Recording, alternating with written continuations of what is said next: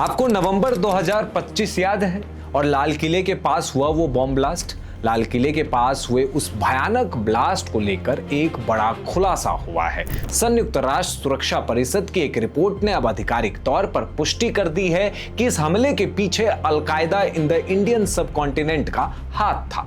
नवंबर 2025 में दिल्ली के लाल किले के पास एक कार में जोरदार धमाका हुआ था, जिसमें 11 लोगों की जान चली गई थी और कई लोग घायल हुए थे। अब यूएनएससी की अलकायदा और इस्लामिक स्टेट पर प्रतिबंधों की निगरानी करने वाली टीम की रिपोर्ट ने इस हमले को स्पष्ट रूप से AQIS से जोड़ा है।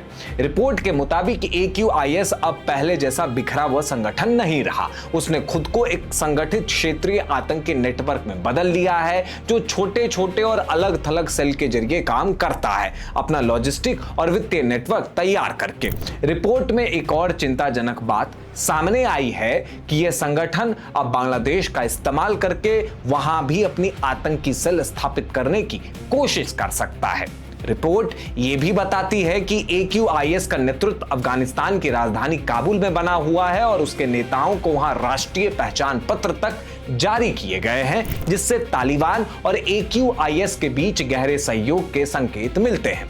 भारत में इस मामले की जांच राष्ट्रीय जांच एजेंसी यानी NIA कर रही है। मई 2026 में NIA ने इस मामले में 10 आरोपितों के खिलाफ करीब 7,500 पन्नों की चार्जशीट दाखिल की थी। जांच में सामने आया कि इन सभी आरोपितों का संबंध अंसार गजवात अल हिंद नाम के संगठन से था, जिसे AQIS का ही एक धड़ा बताया जाता है। हमले का मुख्य साजिशकर्ता डॉक्टर उमर उन नबी था, जो जम्मू कश्मीर के पुलवामा का रहने वाला था और फरीदाबाद की अल फलाह यूनिवर्सिटी में मेडिसिन का असिस्टेंट प्रोफेसर रह चुका था।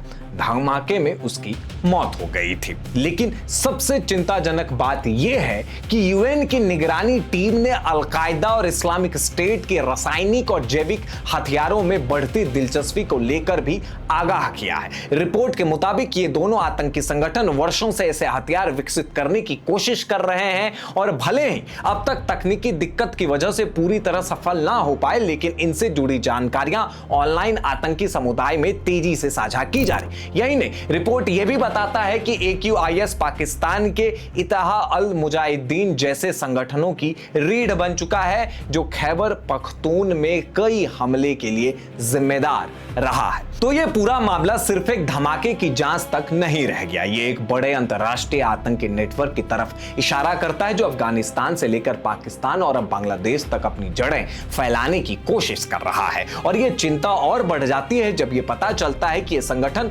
जैविक और रासायनिक हथियार बनाने की दिशा में भी सक्रिय है। कयास यह भी लगाया जा रहा है कि लाल किला ब्लास्ट को लेकर कई और बड़े खुलासे हो सकते हैं। इस रिपोर्ट पर आपकी क्या प्रतिक्रिया है, हमें कमेंट बॉक्स में जरूर बताएं।